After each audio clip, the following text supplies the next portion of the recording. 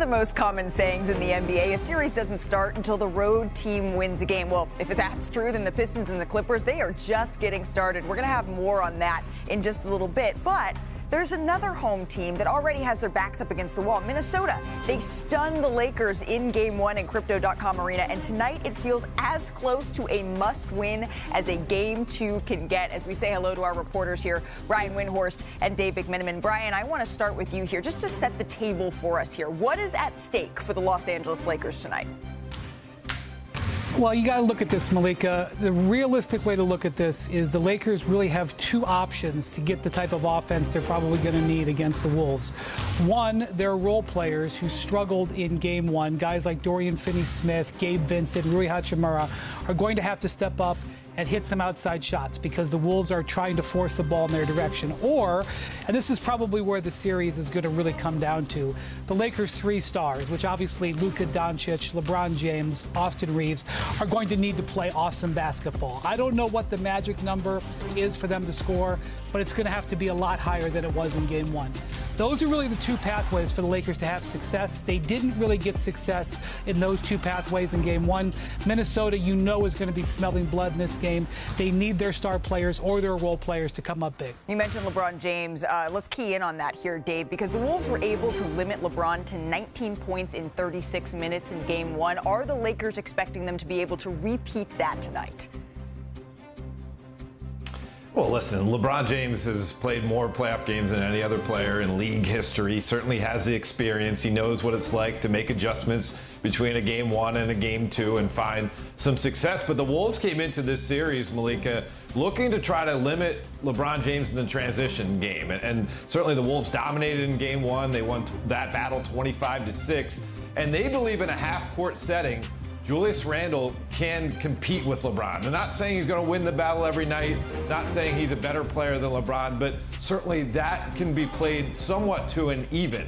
And if they can keep LeBron out of transition, not only is it going to not allow him to keep his numbers what they were in the regular season, but it gets the crowd out of it. Because we know Crypto.com Arena goes nuts seeing LeBron James on the break. Absolutely. Julius Randle really was able to stay a little bit in front of LeBron James in that game. It's going to be one thing to key in on tonight. Brian, more from you in just a little bit. Dave McMenamin, thank you so very much. This really, though, is going to be a case of if Los Angeles wants to be able to flip the script here in Game 2, they're going to need to make adjustments. So Chiney Ogwumike is going to join us for this conversation. It looks like she's making a little bit like a grand entrance here, just like the Lakers are hoping to in this series, right, Chiney? What are they going to need to key in on here? Look, the Minnesota Timberwolves, they set a franchise playoff record with 21 made threes. The Lakers have to defend the three-point line. Let's go to the tape so I can show you exactly why the Lakers have to be better. First, it starts with the blow-bys. You get a blow-by, and what does that do? That means the help defense is late. They're rotating late, and this is wide open threes. This is straight up target practice for many of the Timberwolves players. Again, a brush screen, a slip screen. Now that creates a lane, and you never help off of the corner side. You never help off of the strong side. You're reaching, and again, these are just wide open, easy threes. And last but not least, again, there's some more action here. 4 Lakers players are keyed in. Instead, you're supposed to be below defenders, and now you find another corner shooter. I think he had 4 threes, Naz Reid.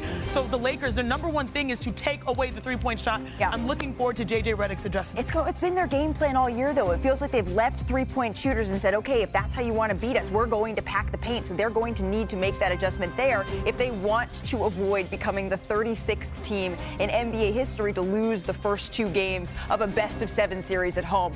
Of the first 35, just 5 came back to win the series. Most recently, the Clippers in 2021 against Luka Doncic's Mavericks. As we say hello to our front office insider here, Bobby Marks. Bobby, you saw one thing in this game that Minnesota, you feel like they have, that you're not so sure Los Angeles does. What is that? The most important word in the playoffs, trust. Whew. How do you trust your own players? And we're looking at this Minnesota lineup right now, and we're not even putting Rudy Gobert and Mike Conley out there. You could go 7 players as far as who Chris Finch trusts.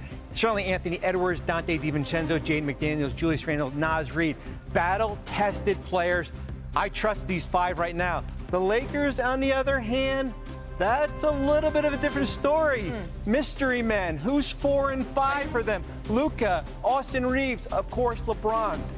Who is those 4 and 5 players? Who does J.J. Redick trust as far as this group? It could be probably Rui Hachimura, certainly Dorian Finney-Smith. This is the biggest question I have for the Lakers team. Here are two players here. Does J.J. Redick trust this starting five down the stretch? We didn't see this on Saturday night because the game was a blowout. Right. If this game is close, who are going to be those other two players for them? And can Austin Reeves, having typically the third best defender, that third best defender isn't Jalen McDaniels or someone like an Anthony Edwards, can he have a breakout game here? We're going to get to that in just a little bit because the Lakers are looking to even things up. Another Los Angeles team did that just last night. We uncorked, Chiney, a vintage Kawhi performance here in Denver. Game 2, looking to even things up, and Kawhi Leonard, he came out hot. There's a reason why I say this is my favorite series, but more importantly, we've got vintage Kawhi back. Do we say it's the claw? The claw. I'm a fan of Jim Carrey.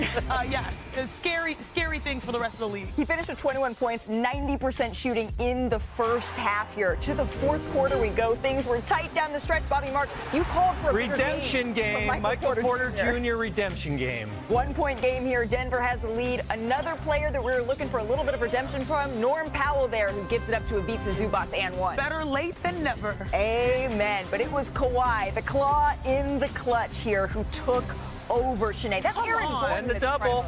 Yeah, commit, but like honestly, it was just one of those nights where prayer defense is best. Right. Minute and a half to play here. The ball comes loose. The Clippers control it here. Watch Kawhi. Gives it back. Norm Powell, huge three-pointer here. Clutch. This is like the season for him, his breakout season. The energy is contagious. And then keep an eye on Kawhi here. Gets to his spot, elevates, and gets it to go. Like, I have no words. Like, his mid-range, he's back to being that monster. But it wasn't just offensively, Chiney. Correct. You don't see this very often, but Kawhi able to extend. Jokic doesn't make passes like that. He does, and I think it was an uncharacteristic night for Nikola Jokic, but a lot of the credit has to go to the Clipper defense. Absolutely. Seeing it again here on full display. Christian Brown tries a three. That one way Another off, chance. as Mike Breen would say.